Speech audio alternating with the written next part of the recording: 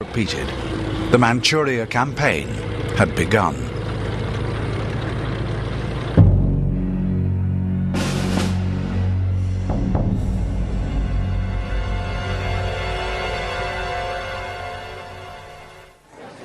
When Marshal Vasilievsky and his colleagues considered their strategy for the Manchurian campaign, there was some thought given to the idea of a staggered attack, to advance from the west before engaging the troops on the other side of the country. But in the end, it was those who argued for a simultaneous attack whose opinion prevailed. So the Trans-Baikal Front, the Second Far Eastern Front, and the First Far Eastern Front all attacked together. And if we consider the operations of just one army, we can gain an insight into the thinking behind the Manchurian offensive as a whole. Speed, surprise, flexibility, ingenuity. These were the keys to Soviet success. And the 5th Combined Arms Army of the First Far Eastern Front was just one force to deliver remarkable results. Its commander, Colonel General Krylov, was given a simple objective: to break through the Japanese defences that stretched for 40 kilometres in a line through the town of Suifeno, the headquarters of the 124th Japanese Infantry Division. Krylov's troops had long experience of attacking fortified positions from their engagements in the Königsberg region of East Prussia. So in August 1945, they were given a chance to display their skills once again, 10,000 kilometres away.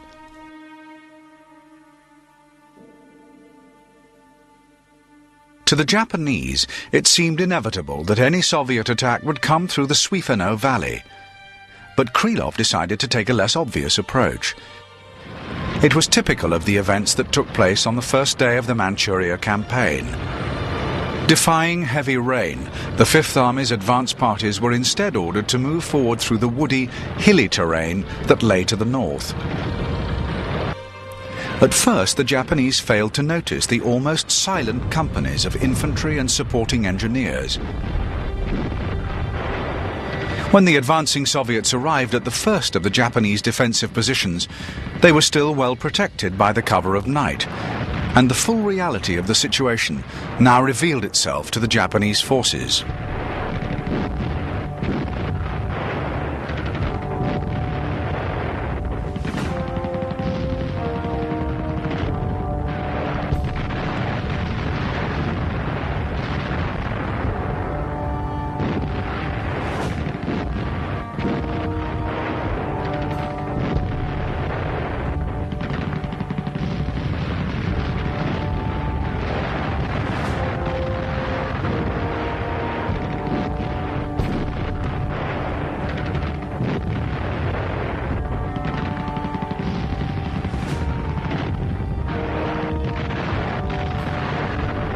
At the fortified position codenamed Sharp, the advanced troops of 5th Army's 144th Rifle Regiment launched their attack at 0400 hours. But it was only when they were joined by units of tanks and 152mm self-propelled guns that the Japanese fortification was finally reduced. To the south of the strong point codenamed Camel, the terrain was too marshy for armoured support to be deployed against the Japanese position. But for Captain Shverbakov of the 3rd Battalion, 707th Rifle Regiment, this was not going to prevent an assault by his company using closer combat weapons. Explosives, grenades, and petrol bombs were all brought to bear against the Japanese pillboxes and gun emplacements.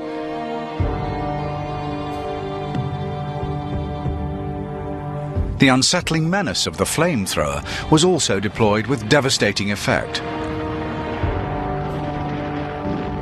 After just 2 hours of engagement, the Camel stronghold was secured, enabling the main body of 5th Army troops to advance. And advance they did. By the end of the 9th of August 1945, 5th Army had forced a 35-kilometre hole in the Japanese defences, as retreating forces attempt to secure a new line west of Mulang, an effort hampered by the Soviet cutting of telephone cables. It was the 11th of August before the Japanese were able to regroup in any sort of order, by which time 5th Army had advanced 80 kilometres into Manchurian territory. The Japanese had been taken completely by surprise, and the Soviet Fifth Army had exceeded their own expectations. By the 11th of August, advance troops were heading towards the vital city of Mutanqiang, headquarters of the Japanese First Area Army. The plan was to take the city within 18 days. As events transpired, the first Soviet attacks on Mutanqiang took place on day 3. Dramatic Soviet progress was also secured to the north, as General Bieloborodov led a simultaneous attack by his First Red Banner Army. In this sector, the terrain was even more treacherous. Thick forest-covered hills, anything up to 1,000 meters in height. Rain-swollen streams and rivers had turned many valley areas into marshland. And advancing infantry also had to contend with the so-called taiga, a ground covering of thick woody foliage whose sharp needles could rip a soldier's flesh. Combined with heavy rain, the result was a landscape that was surely unsuitable for a fast-moving infantry advance. But the First Red Banner Army leadership took a different view. As elsewhere, Soviet tactics were dominated by the desire for surprise, so General Bieloborodov split his troops into several individual axes of advance, and in the early hours of the 9th of August, single infantry columns began their march into an area with few substantial Japanese positions. The Kwantung Army considered the difficulty of the terrain to be defense enough. But the First Red Banner Army were equal to the challenge, as they used a subtle combination of resources to make substantial progress. In the early hours of the 9th of August, 2 columns of regimental size led the way through the forest, hacking their way through the undergrowth as they went. And these infantrymen were also supported by a detachment of armour. But these T-34 tanks were not deployed for the power of their 85mm guns. Instead, they were used to clear a path through the forest by knocking over any trees that blocked their way. The fallen trees were then gathered together and formed into a roadway by accompanying engineers. Within hours, this so-called corduroy road was 5 meters wide and able to support advancing self-propelled guns and trucks, speeding the Soviet advance still further. Again, surprise and ingenuity proved decisive. By the morning of the 11th of August, First Red Banner Army had secured territory up to the line of the Mulang River, and leading detachments were already heading for the city of Mutanqiang to support their Fifth Army colleagues to the south. All over eastern Manchuria, the Japanese were stunned by the Soviet assault. Earlier in 1945, the Kwantung Army leadership had accepted the need for a defensive strategy in the event of a Soviet attack.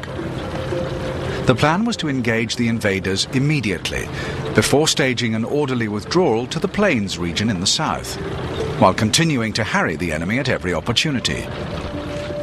The hope was that the Soviet troops would then be tired and vulnerable to a counterattack.